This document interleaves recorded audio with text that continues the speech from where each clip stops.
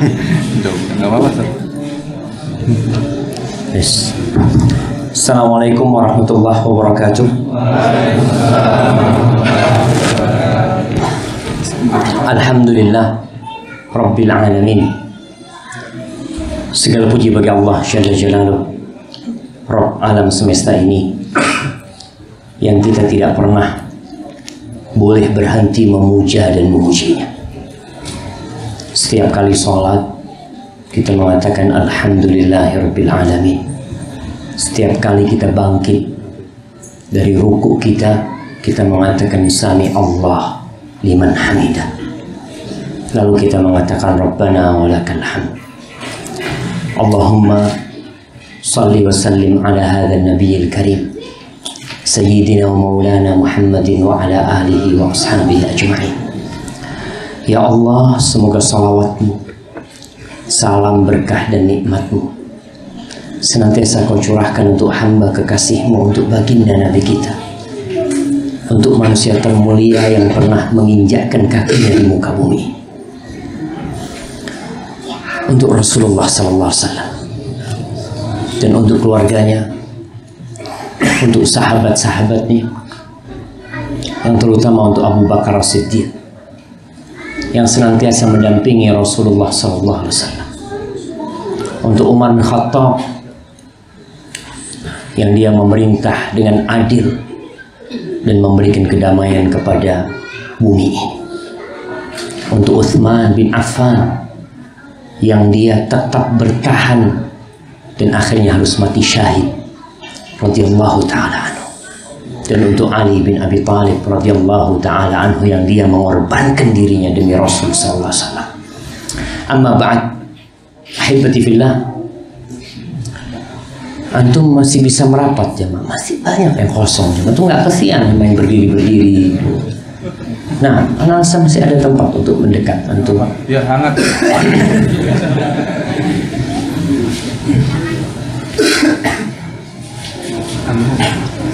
Alhamdulillah, Anda lihat semuanya bergerak.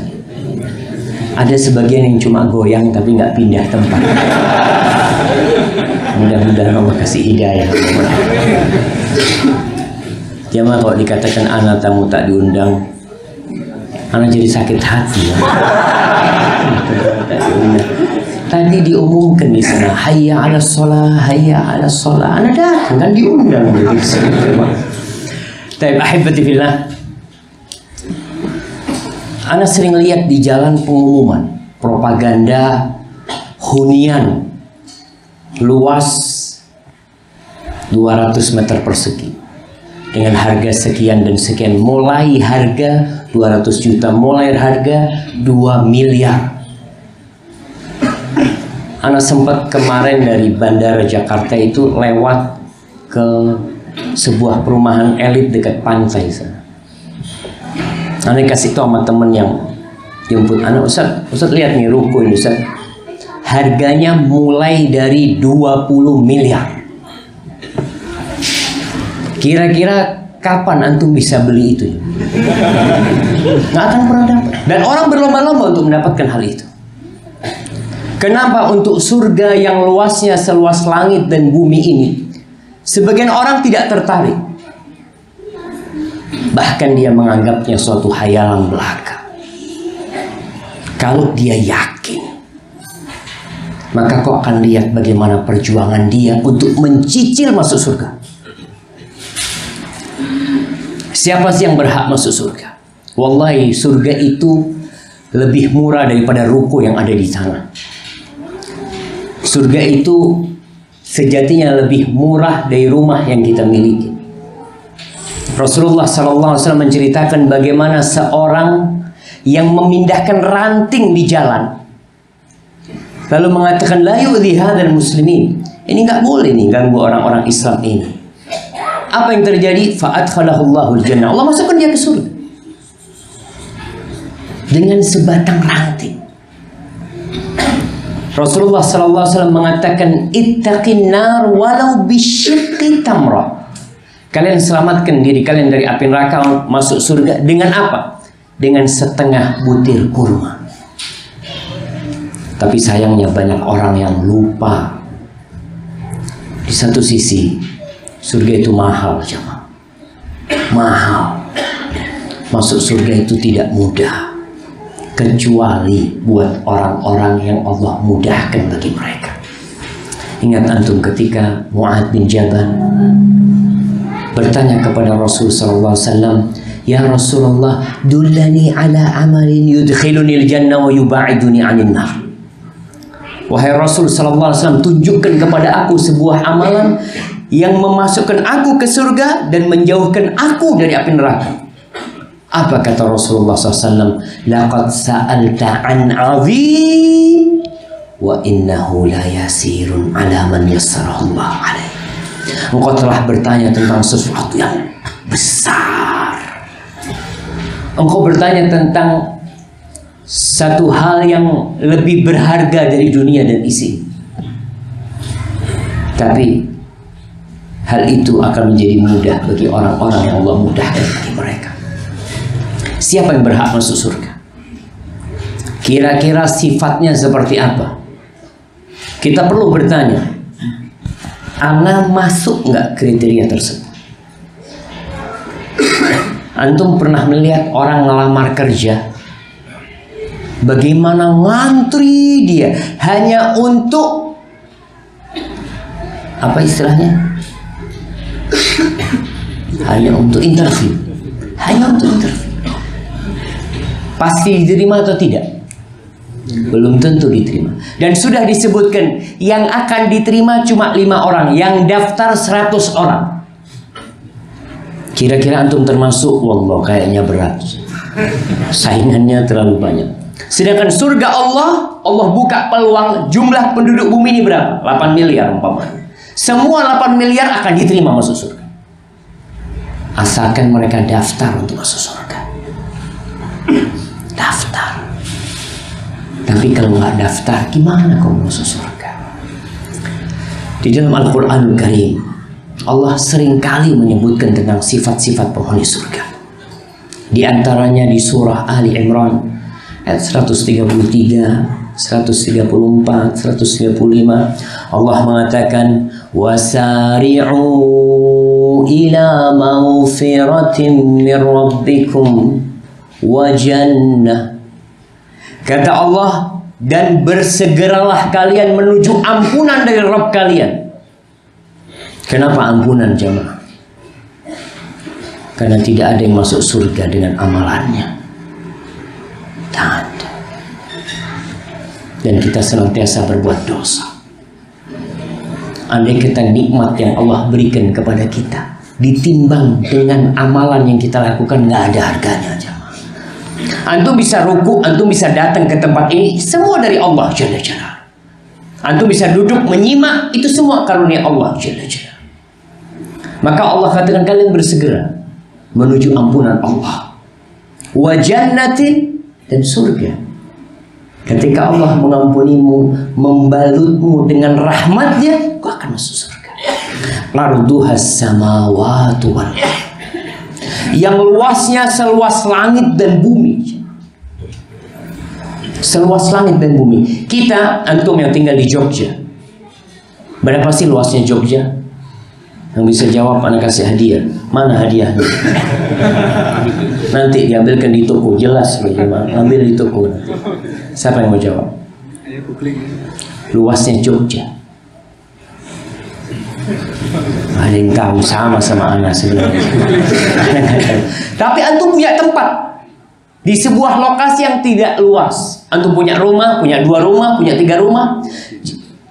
Masya Allah, hadiahnya 50.000. Siapa yang mau jawab? Nah,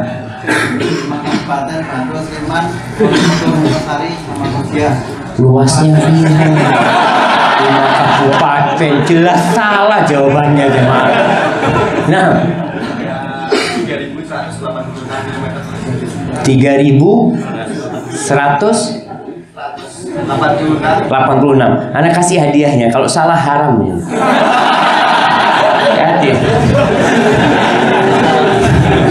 Nah, soalnya anda nggak bisa ngomong bener apa salah, jemaah.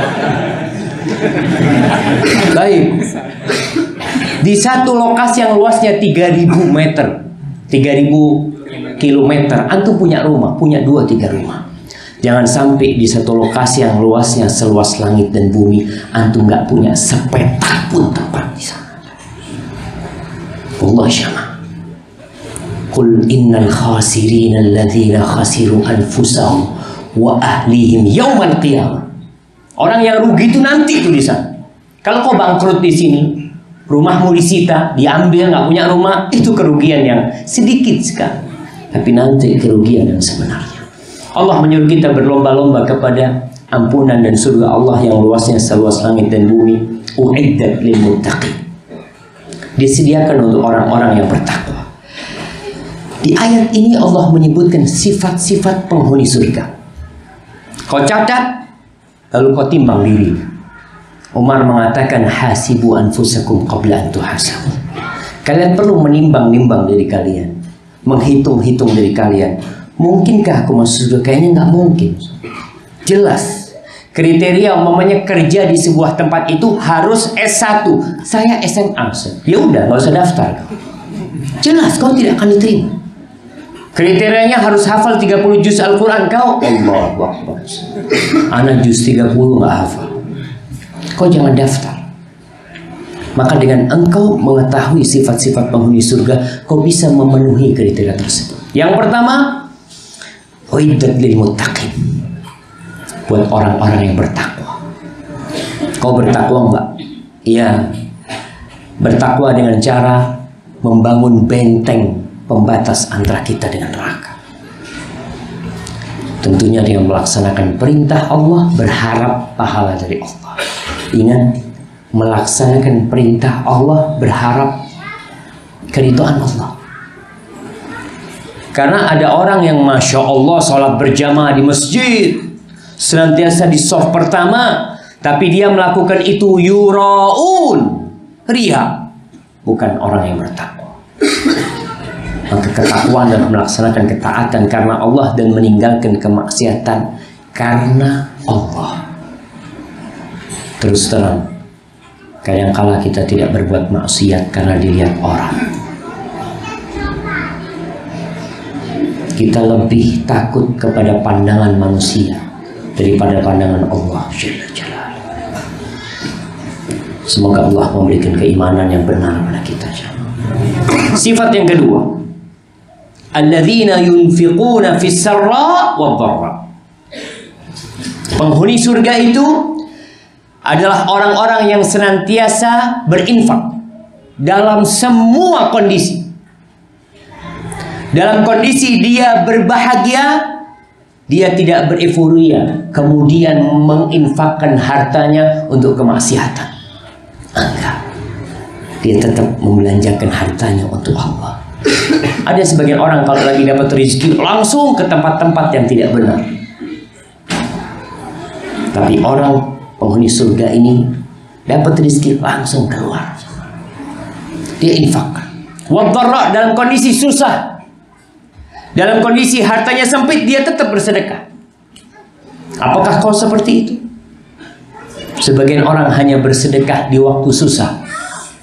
Kenapa? Supaya dapat tambahan.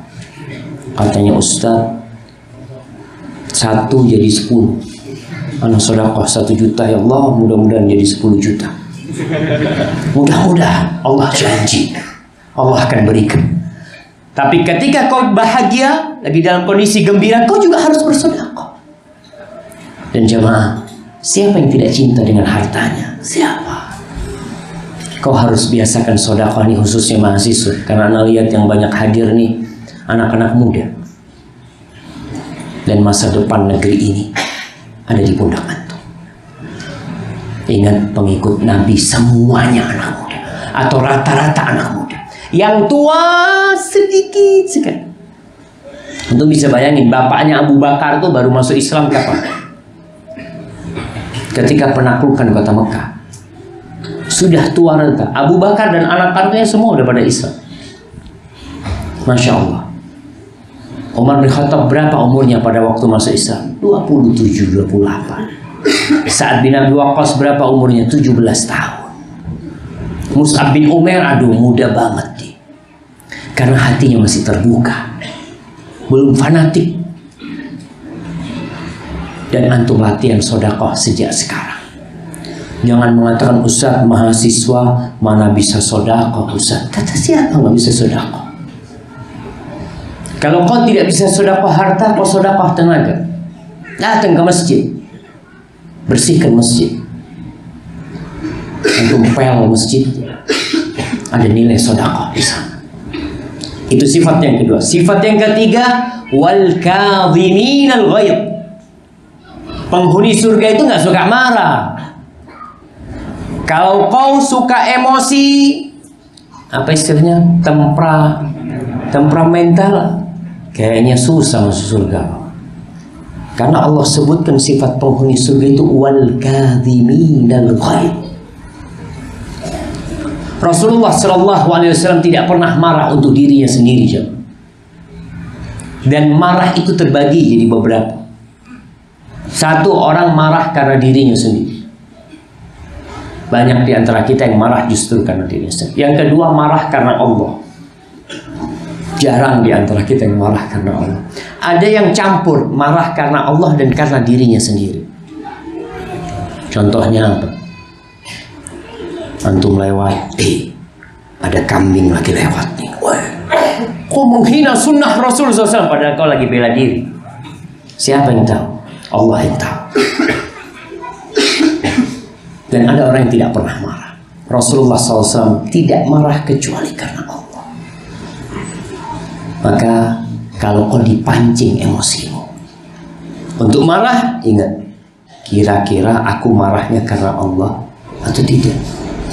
Kalau bukan karena Allah, apalagi marah sama istri, marah sama anak, marah sama istri gara-gara masakan kurang enak, marah sama istri gara-gara teh habis nggak dibikinkan lagi, teriak-teriak, bahaya kok. Harapan masuk surga tipis. Karena Allah sebutkan wal kadhiminal ghaidh. Ketika ada seorang sahabat datang menjumpai Nabi SAW mengatakan, ya Rasulullah, ausini. Wahai Rasul SAW, berikan wasiat kepada aku. Bayangkan nih sahabat dengan semangatnya minta wasiat kepada Nabi SAW untuk dia amalkan dalam kehidupan ini, untuk menjadi bekal buat dia dalam mengarungi lautan kehidupan. Rasulullah SAW hanya mengatakan, la taghdab, kau jangan marah. Kayaknya menurut sahabat ini kok kurang, masa cuma satu wasiatnya Rasul.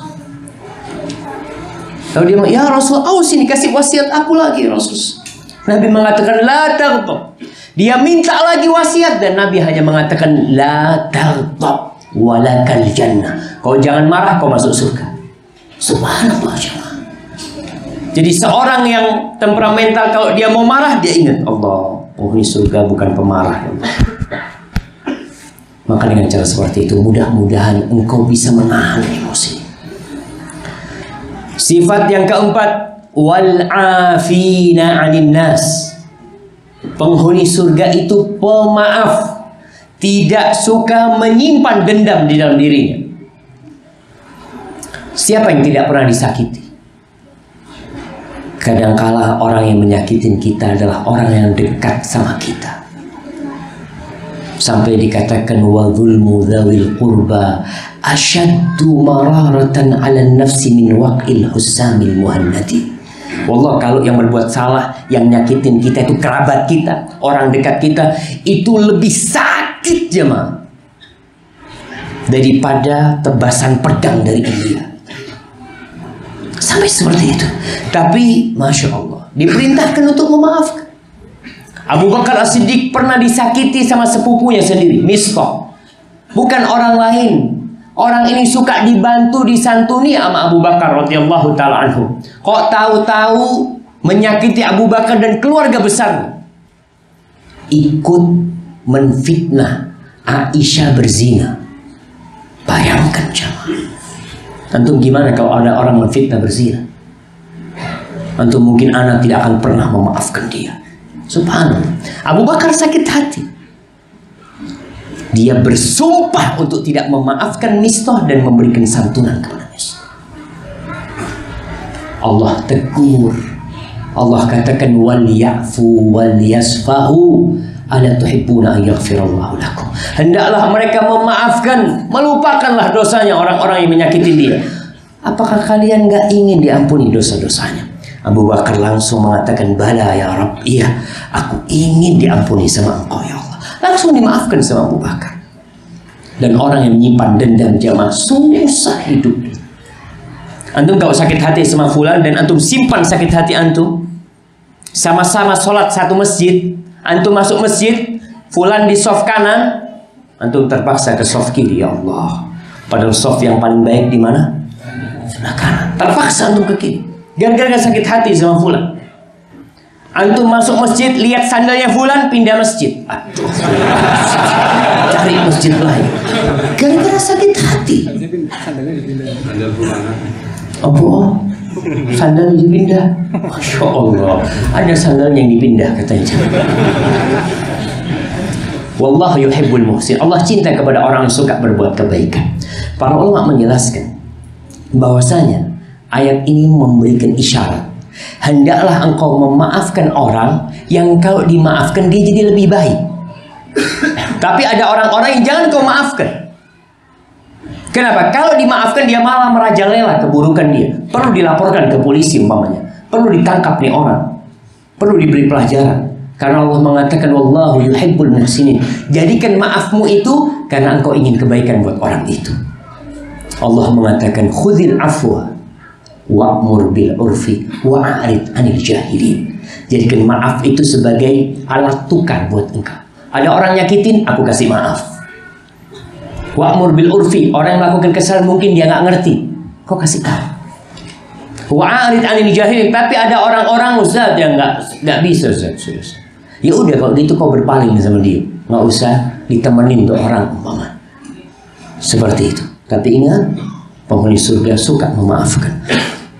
Kemudian yang kelima, sifat yang kelima, Allah mengatakan walladzina idza fa'alu fahishatan aw zalamu anfusahum dzakarullah. Penghuni surga adalah orang-orang yang kalau melakukan fahisyah, dosa yang menjijikkan, dosa besar, aw zalamu anfusahum, atau mereka menzalimi diri mereka dengan melakukan dosa kecil atau dosa besar juga. Apa yang terjadi dengan penghuni surga ini? Zakarullah. Penghuni surga itu bukan orang yang tidak pernah berbuat dosa, jemaah. Kalau surga itu hanya untuk orang-orang yang tidak melakukan dosa, maka nggak ada satu orang pun yang masuk surga. Siapa di antara kita yang tidak melakukan dosa? Maka Allah katakan penghuni surga adalah orang-orang yang kalau melakukan dosa besar, menzalimi diri mereka, mereka ingat kebesaran Allah. Mereka ingat bahwasanya Allah itu azabnya pedih, tapi ampunannya seluas langit dan bumi. Dia ingat dengan firman Allah, Nabbi ibadi anni anal ghafurur rahim. Sampaikan kepada hamba-hambaku, informasikan kepada hamba-hambaku bahwa aku adalah Zat Al-Ghafurur Rahim, yang Maha Pengampun dan Maha Pengasih. Wa anna azabi huwal azabul alim. Tapi kasih tahu mereka juga kalau azabku itu pedih. Pedih azab Allah itu, jemaah. Bapak kita Adam alaihissalam, gara-gara satu dosa dia diturunkan dari surga. Diingat sama Allah. Fastaghfaru lidzunubi. Apa yang terjadi ketika ingat sama Allah? Mereka langsung bertaubat, beristighfar, menyesali perbuatannya, meninggalkan perbuatan dosa itu, berazam untuk tidak mengulang. Dia istighfar. Wa may yaghfiru dzunub illa Allah, dengan penuh keyakinan siapa yang mengampuni dosa kecuali Allah Subhanahu wa taala.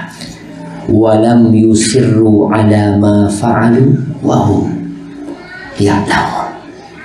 Dan sifat yang keenam, penghuni surga ini kalau berbuat dosa tidak terus-terusan, berhenti. Dia berusaha untuk menahan diri. Ustaz, gimana Ustaz? Ana sudah meninggalkan dosa, ana sudah bertobat, balik lagi Ustaz. Ya tinggal lihat, apakah taubatmu benar? Atau kau taubat karena tidak ada kesempatan? Tapi kalau taubatmu benar, insya Allah Allah ampuni. Kalau ana minta ampun lagi, Allah ampuni. Nah, adnaba abdi fulan, Allah mengatakan hambaku fulan berbuat dosa. Faqala rabbi inni asabtu dzamban faghfirli. Dia mengatakan, ya Allah, aku melakukan dosa, ampuni aku ya Allah. Kemudian dia hamba melakukan dosa lagi, dan dia mengatakan, ya Rabbi asabtu dzamban faghfirli. Ya Allah, aku melakukan dosa lagi, ampuni aku ya Allah. Allah ampuni dia. Dia berbuat dosa lagi. Lalu Allah Jalla Jalaluhu mengatakan kepada hamba ini, falyaf'al abdi ma syaa. Terserah hambaku mau berbuat apa. Dia tahu punya Rabb yang mengampuni dosa, wa ya'khudh bidzam. Tapi dia tahu Allah juga memberikan sanksi atas dosa-dosa yang dilakukan. Artinya tidak meremehkan dosa dia, tapi memang dia benar-benar terjebak dalam dosa itu, mengulangi dosa itu. Maka sifat yang keenam, orang-orang itu tidak terus-terusan melakukan dosa. Kemudian sifat yang lainnya Allah sebutkan di surah Al-Mu'minun ayat 1-11. Allah mengatakan qad aflahal mu'minun, telah sukses orang-orang yang beriman. Itu sifat yang pertama. Iman dengan segala yang kita wajib mengimani. Kita tahu ada rukun iman yang 6. Kau imani, karena muncul kelompok-kelompok yang tidak beriman dengan malaikat. Malaikat itu hanya spirit, bukan ciptaan. Ada yang mengatakan seperti itu. Maka keimanannya diragukan. Ada orang-orang yang beriman dengan Nabi Muhammad SAW, lalu mengimani ada Nabi setelah Nabi Muhammad SAW. Enggak, imanmu tidak diterima. Amana Rasul bima unzila ilaihi min rabbih wal mu'minun kullun amana billah wa malaikatihi wa kutubihi wa rusulihi la nufarriqu baina ahadin min rusul. Itu yang pertama. Di surat Al-Mu'minun ayat 1-11, sifat penghuni surga yang pertama adalah beriman. Yang kedua, alladzina hum fi salatihim khashi'un. Penghuni surga adalah orang-orang yang ketika sholat hati mereka hadir. Hatinya hadir. Raga mereka tidak banyak bergerak. Antum tahu jamaah, sebagian orang sholat gerak sana, gerak sini, nggak khusyuk sholatnya. Ada yang telepon, dia keluarkan HP-nya, dia mau matikan sambil baca SMS. Ada yang seperti itu. Dan ada di antara kita yang subhanallah, Allahu Akbar, sampai assalamualaikum ditanya, imam tadi rakaat pertama baca apa? Jelaslah Al-Fatihah. Itu orang-orang seperti itu. Dia kapan sadar waktu assalamualaikum? Assalamualaikum, ya Allah, sembahyang awakku ya. Benar-benar hatinya sedang tidak hadir. Ana tidak ngomong orang lain, kadangkala Ana merasakan hal itu. Ada waktu-waktu tertentu kita bisa khusyuk. Kita seakan-akan sedang berdiri di hadapan Allah. Kita sedang bermunajat kepada Allah. Tatkala kita bangkit dari ruku, kita mengatakan Sami Allahu liman hamidah. Kita yakin Allah sedang dengar ucapan kita. Lalu kita mengatakan Rabbana walakal hamd. Ya Allah, bagimu segala pujian ya Allah. Terima pujian dari kami ya Allah. Maka berusahalah untuk memperbaiki sholat, untuk belajar sholat, untuk lebih khusyuk, menghadirkan diri ketika sholat sejak wudhu.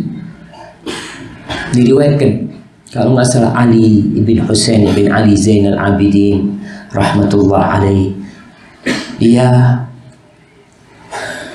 lagi ambil wudhu, dilihat sama sahibnya pucat dia. Kau kenapa sampai kuning, kata dia. Iya, aku takut, katanya. Aku akan berhadapan dengan Allah yang Allah tahu dengan dosa-dosaku. Allah syama. Allah tahu kita tadi habis melakukan apa. Lalu kita berdiri di hadapan Allah yang Allah tahu dengan kotornya kita. Tatkala kau menghadirkan itu, insya Allah kau akan khusyuk.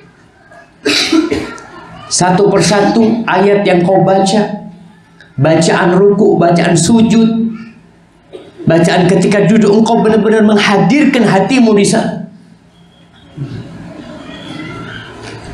Tapi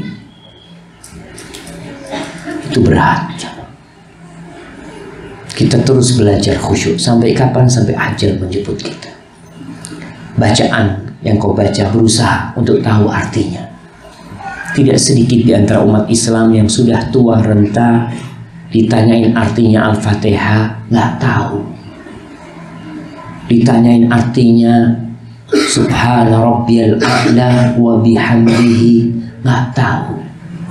Tasyahud akhir at-tahiyat yang dia baca ditanya artinya nggak tahu.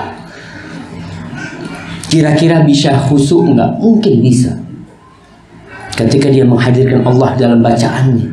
Tapi ketika kau tahu dengan yang kau baca jelas sekali, engkau akan lebih khusyuk insya Allah. Walaupun syaitan tidak pernah berhenti menggodamu. Sifat yang ketiga, walladzina hum 'anil lagwi mu'ridun. Mereka adalah orang-orang yang berpaling dari lagu. Apa lagu itu? Lagu itu adalah segala sesuatu yang tidak ada faedah. Tidak ada kebaikan, baik itu ucapan, perbuatan. Wallah, ini orang-orang penghuni surga ini karena kekuatan azam mereka, bagaimana ketegasan mereka untuk menuju surga, mereka menghargai waktu mereka.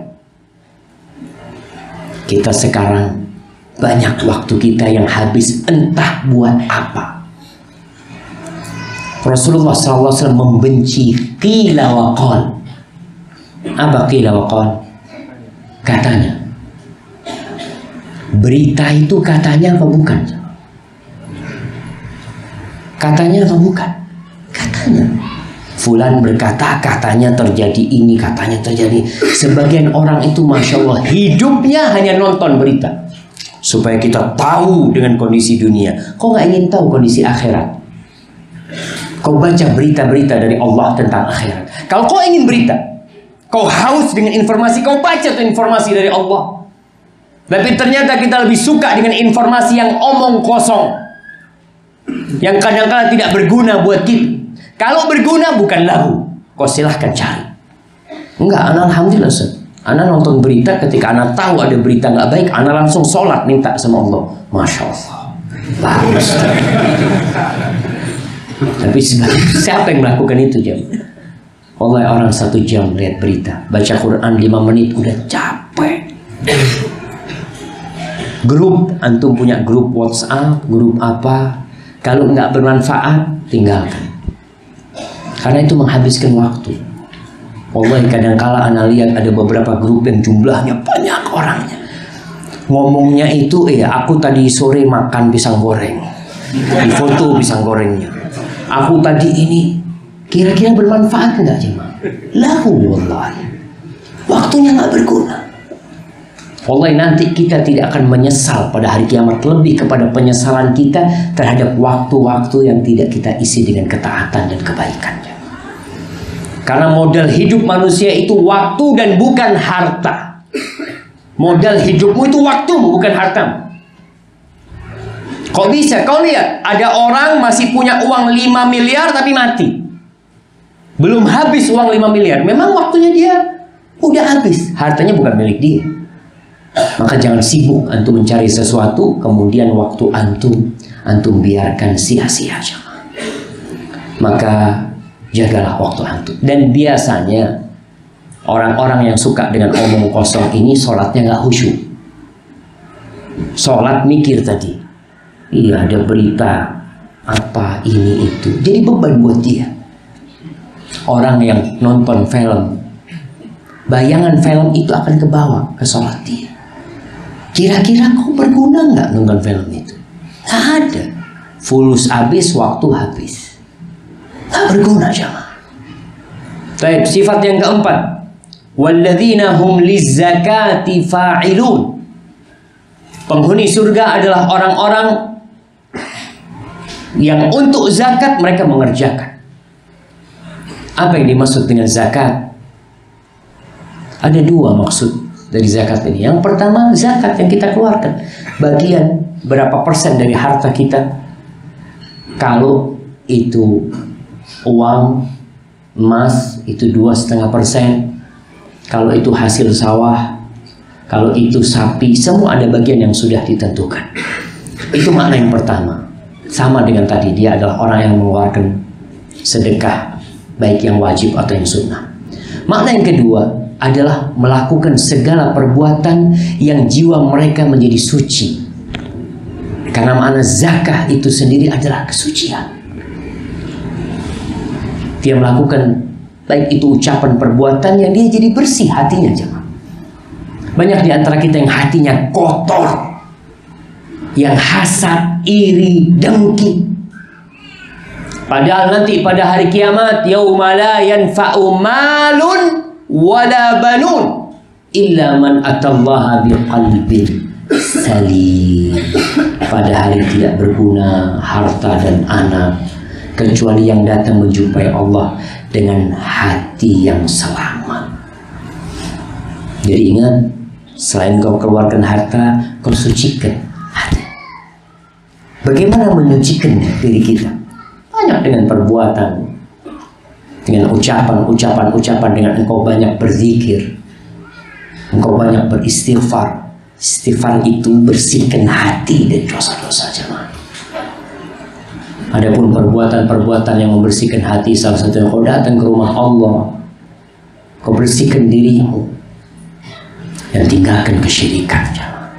Dan sifat yang kelima, walladzina hum li furujihim hafizun illa ala azwajihim aw ma malakat aymanuhum fa innahum ghairu malumi. Subhanallah. Ini yang berat, jemaah.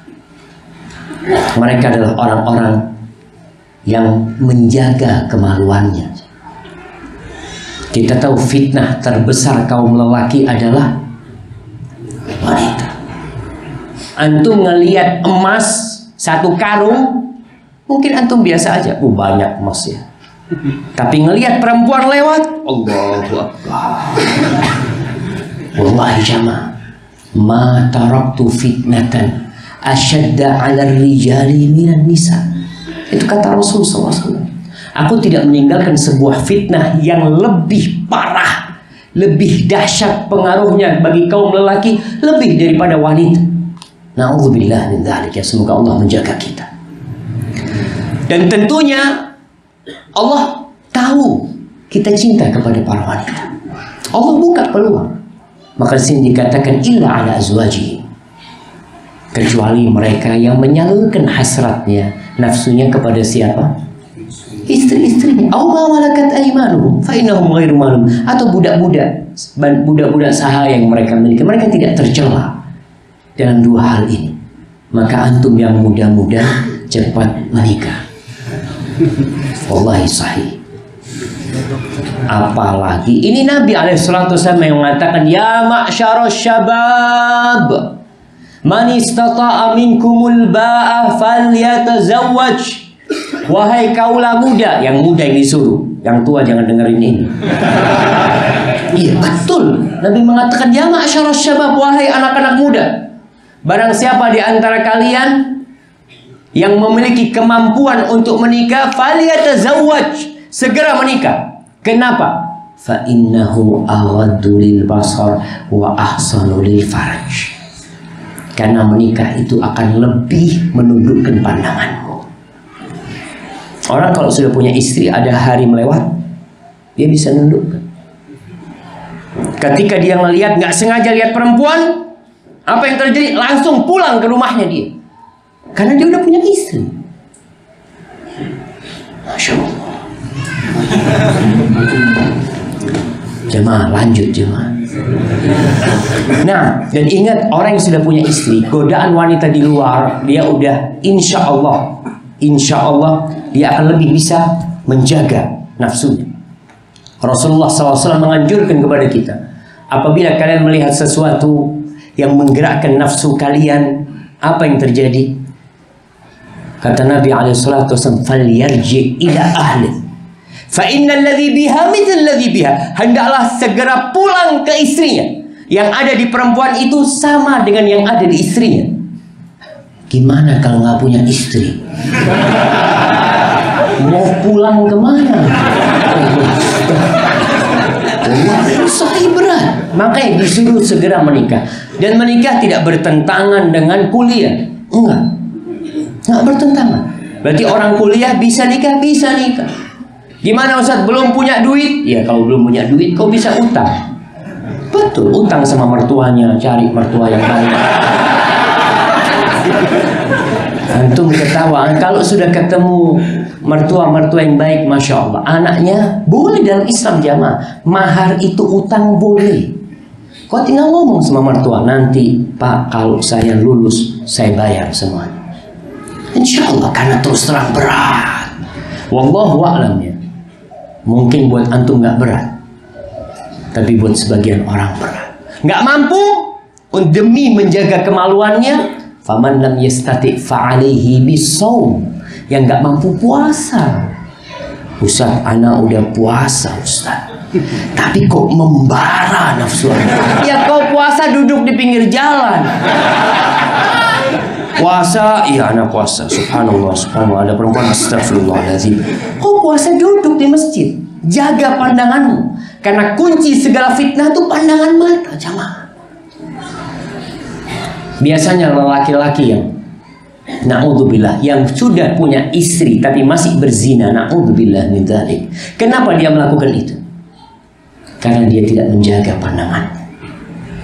Banyak lelaki yang merasa wanita di luar lebih cantik daripada istrinya karena kau tidak menundukkan pandangan. Kalau kau menundukkan pandanganmu, kau akan lihat istrimu adalah paling cantik di antara semua manusia. Syekh bin Utsaimin rahimahullah ta'ala mengatakan bahwasanya firman Allah setelah itu, faman ibtagha wara'a dzalika faulaika humul adun. Barang siapa yang kemudian melampaui batas setelah dikasih dua pilihan, menikah atau hamba sahaya, lalu mereka melampaui hal itu dengan melakukan, kalau perzinaan jelas, na'udzubillah min dzalik. Beliau menyebutkan tentang onani. Ayat ini mengisyaratkan atas haramnya onani.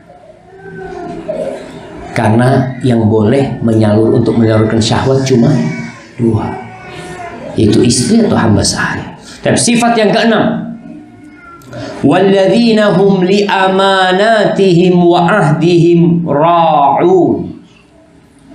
Mereka adalah orang-orang di penghuni surga, adalah orang-orang yang menjaga amanah dan janji-janji mereka. Amanah itu ya sesuatu yang dipasrahkan kepadamu. Baik itu ucapan. Ketika seorang mengatakan, aku mau ngomong sebuah rahasia, tolong jangan kau ceritakan. Itu amanah. Jangan kau ceritakan kepada orang. Ustaz, ana nggak cerita sama orang kecuali ana sampaikan kepada dia. Ini rahasia. Jangan ceritakan sama orang. Sama aja. Semua satu kampung akhirnya tahu ini rahasia. Dan Nabi SAW menjelaskan, apabila seorang berbicara sama orang lain, tsumma iltafat, lalu orang ini noleh, fa'lam annahu amanah. Gak perlu dia ngomong rahasia. Kau udah tahu orang ini ketika ngomong sama kau tidak ingin orang lain dengar. Itu sudah amanah. Di masa sekarang banyak yang tidak amanah, yang menyebarkan rahasia orang, omongan orang, kadang-kadang direkam tanpa izin mereka. Na'udzubillah, jaga amanah kalau ingin masuk surga. Kemudian para bapak, ingat anak-anak tuh amanah, dijaga tuh. Jangan sampai orang tuanya sibuk cari duit buat anaknya, tidak mengajarkan kebenaran kepada anaknya. Dia hanya tanya kepada anaknya, khususnya yang kuliah di jamaah. Allah, kehidupan di kampus ini jamaah ya. Ada orang tua yang hanya telepon sama anaknya yang kos-kosan di sebuah negeri. Nah, duitnya masih ada, nak. Seharusnya orang tua telepon, nak, gimana sholatmu? Itu yang seharusnya ditanya. Anak tuh amanah dari Allah. Kullukum ra'in wa kullukum mas'ulun an ra'iyati. Semua akan ditanya. Dan perjanjian-perjanjian, akad-akad yang ada di antara kita, itu juga menjadi perjanjian yang harus dijaga oleh kita. Jangan berkhianat.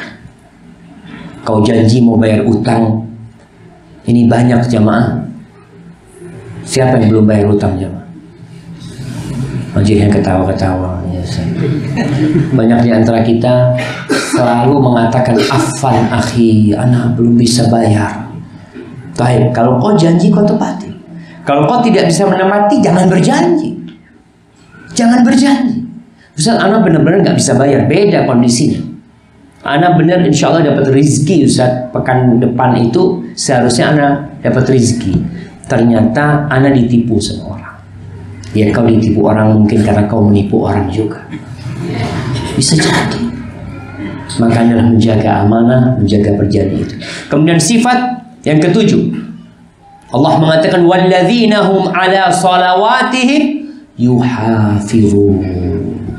Mereka adalah orang-orang yang menjaga sholatnya. Tadi yang awal khusyuk, yang akhir dijaga sholat. Bukan hanya sekedar khusyuk, tapi menjaga sholatnya dari sisi waktu. Kau tepat waktu sholatnya. Oh, kalau tepat waktu biasanya anak ditanya, Ustaz, kenapa Ustaz mengakhirkan waktu Isya? Kan udah waktunya azan. Nah, Isya ini dianjurkan untuk diakhirkan memang jamaah. Rasulullah SAW mengatakan, laula an asyqa ala ummati la akhartul Isya ila nisfil lail. Kalau aku tidak takut menyusahkan umatku, Isya itu akan aku akhirkan sampai tengah malam. Jadi kalau kondisinya tidak menyusahkan, diakhirkan. Dan dulu Nabi, sahabat-sahabat Nabi, ketika mereka bulan Ramadan, mereka mengakhirkan Isya mereka. Mudah-mudahan kita mengakhirkan sedikit untuk menyelesaikan kajian ini jamaah. Dijaga sholatnya, jaga rukun-rukunnya, jaga syarat-syarat, jaga wajib-wajib sholat. Dalam sebuah hadis yang diriwayatkan Imam Tabrani, Rasulullah SAW mengatakan, innar rajula la yusalli salata sittina sana wa lam tuqbal lahu salah. Sesungguhnya ada orang yang sholat selama 60 tahun sholat, satu pun sholatnya tidak ada yang diterima. Bayangkan, satu pun sholatnya tidak ada yang diterima. Kenapa? Yutimmu ruku'ahu wa la yutimmu sujudahu. Yutimmu sujudahu wa la yutimmu ruku'ahu. Asal-asalan sholatnya. Rukuknya sempurna, sujudnya nggak sempurna. Sujudnya sempurna, rukuknya nggak sempurna. Dan kita melihat biasanya di bulan Ramadan atau di beberapa masjid yang kilat sholatnya, Masya Allah. Dan sebagian masyarakat itu kalau imamnya panjang sedikit, mereka ngomel, sopo imamnya? Subhanallah. Kalau imamnya cepat, Allahu Akbar, habis sholat langsung disalamani, jazakallah khairan, ana uhibbuka fillah, ana cinta karena Allah kepadamu, karena sholatnya cepat.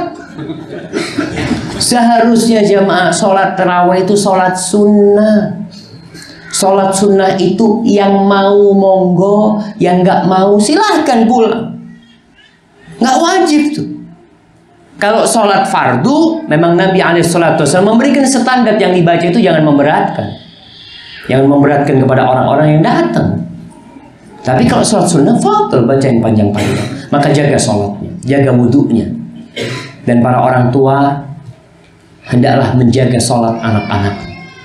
Allah memerintahkan khusus kepada para orang tua, wa'mur ahlaka bis-sholati wastabir 'alaiha la nas'aluka rizqa nahnu narzuquk wal 'aqibatu littaqwa.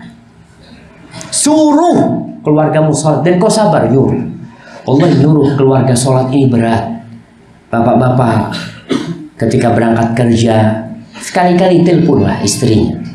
Telepon istrinya jam 1 umpamanya pas waktu tanya, "Dek, udah sholat kau, Dek? Udah masuk waktu." Kadang-kala perempuan itu di rumah banyak kerjaan, nyapu, masak, ini ngurusin anak, akhirnya sholatnya jadi agak telat. Maka berusaha. Kemudian apalagi sholat sunnah, telepon istrinya, "Dek, udah sholat duha belum?" Jam 9. "Ustaz, gimana mau tanya sholat duha? Anda nggak pernah sholat duha." Ya kau sholat duha dulu, baru tanya. Demi menjaga sholat ini jamaah, kita perlu saling mendukung. Dan orang tua dapat perintah khusus dari Nabi SAW bagaimana mengajarkan sholat kepada anaknya. Muru auladakum bis sholat li sab'in. Suruh anak kalian sholat mulai umur 7 tahun. Suruh. Ini termasuk menjaga sholat, karena orang tua punya kewajiban menjaga sholat keluarga. Suruh mereka mulai umur 7 tahun. Ada orang tua yang Masya Allah, Alhamdulillah, anak-anak semua ini sholat tanpa pernah anak suruh. Masya Allah. Siapa yang ngajarin? Guru ngajinya. Kau akan ditanya sama Allah. Kau yang disuruh oleh Allah untuk nyuruh. Kau seharusnya suruh anakmu sholat. Alhamdulillah kalau guru ngajinya. Mana apa jemaah? Masya Allah. Ana mau izin minum dulu jemaah. Ada jemaah.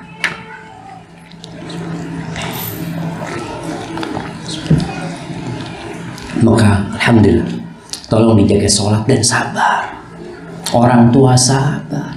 Sebagian orang tua kalau untuk sekolah anaknya ribut, Masya Allah, jam 6 udah dibangunin, "Ayo nak sekolah nak," umur 7 tahun. Ketika adzan subuh, apa kata dia? "Ustaz, masih kecil anaknya Ustaz." Tapi sekolah apa nggak masih kecil? Sama. Tapi itulah, kita lebih condong kepada dunia. Allah mengatakan, "Bal tu'thirunal hayatad dunya." Yang menjadi beban orang tua itu dunia. Hanya dunia saja. Sekolah anak yang dipikirkan bagaimana dia sukses, bagaimana dia dapat pekerjaan. Hanya itu yang dipikirkan oleh orang tua. Maka ibadah tolong dipikirkan. Kalau kau mengatakan, "Ustaz, kan harus seimbang dunia dan akhirat." Kalau kau bisa seimbang itu bagus. Tapi buktinya sekolah-sekolah yang ada tidak seimbang. Anak-anak yang kuliah belajar agama berapa semester? Berapa semester? 1 semester. Lalu 7 semester nggak ketemu agama lagi. Kau katakan itu imbang? Bohong. Anak-anak SMA umum berapa jam pelajaran belajar agama? 2 jam sepekan, sisanya dunia. Padahal untuk membentuk karakter seseorang itu sumbernya itu qala Allah, qala Rasul. Sumbernya itu Al-Quranul Karim. Untuk membentuk bangsa yang adil dan beradab itu dengan Al-Quran, dengan sunnah-sunnah Rasul SAW. Apa kata Allah? Ulaika humul warithun alladzina yarithunal firdaus hum fiha khalidun. Itu orang-orang yang melakukan amalan tadi yang disebutkan. Itulah orang-orang yang akan mewarisi. Mewarisi apa? Mewarisi surga Firdaus. Dan berapa tahun kau di surga? Wallahi jemaah, di dunia kalau ada pemukiman yang mewah, harganya 100 miliar, kau tinggal di sana 70 tahun, kau berlomba-lomba. Kau tidak kekal, padahal di surga kau kekal selama-lamanya. Maka berusahalah untuk masuk ke surga Allah SWT. Sifat-sifat yang belum kau miliki, kau hadirkan. Nggak mampu, ya kau cari. Dan sekali lagi, la yadkhulu ahadukumul jannah bi'amali. Tidak ada yang masuk surga dengan amalannya. Para sahabat bertanya, hatta anta ya Rasulullah, sampai engkau wahai Rasulullah SAW, hatta ana, sampai aku. Illa ayatagammadani Allah birahmatih, kecuali Allah membalutku dengan rahmatku, baru aku bisa masuk surga. Kenapa Anda sampaikan hadis ini di akhir pertemuan kita? Supaya kita tidak GR dengan perbuatan kita, tidak ujub dengan amal kita, tidak bangga, oh ana alhamdulillah Ustaz, semua sifat yang Ustaz baca tadi selesai semua, alhamdulillah Ustaz, ana tinggal masuk surga, mati masuk surga insyaallah. Jangan jemaah, jangan. Maka kau harus tahu, amalan itu sebab, tapi yang memasukkan kau ke surga adalah rahmat Allah Subhanahu wa taala. Maka jangan GR dan bangga dengan amalanmu. Seorang mukmin itu beribadah kepada Allah dalam kondisi bainal khauf war raja, antara takut dan harap. Takut nggak diterima amalanmu. Antum bayangkan selesai sholat apa yang antum baca? Astaghfirullah. Kau minta ampun sama Allah Subhanahu wa taala. Orang-orang selesai haji, yang kita tahu pahala orang yang berhaji, al-hajjul mabrur laisa lahu jazaa illa al-jannah. Haji mabrur itu nggak ada pahala yang pantas buat dia kecuali surga. Tapi apa kata Allah? Fa idza afattum min arafatin fadhkurullah indal masy'aril haram wadhkuruhu kama hadakum wa in kuntum min qablihi laminadh dhalin thumma afidhu min haitsu afadhan nas wastaghfirullah. Bayangkan, selesai orang dari padang Arafah, Allah bangga dengan hamba-hamba yang hadir di Arafah. Allah mengampuni dosa-dosa orang-orang yang di padang Arafah. Mereka menuju ke Muzdalifah, lalu menuju ke Mina. Apa kata Allah? Wastaghfirullah. Kau minta ampun sama Allah. Sehingga orang itu takut terus, jangan-jangan nggak diterima amalanku, jangan-jangan banyak kekurangan di amalanku. Ya istighfar. Istighfar itu menghapuskan dosa, menyempurnakan amalan, dan memasukkan ke surga Allah SWT. Hadza wallahu a'lam bishawab. Itu yang bisa Anda sampaikan pada kesempatan kali ini. Semoga bermanfaat buat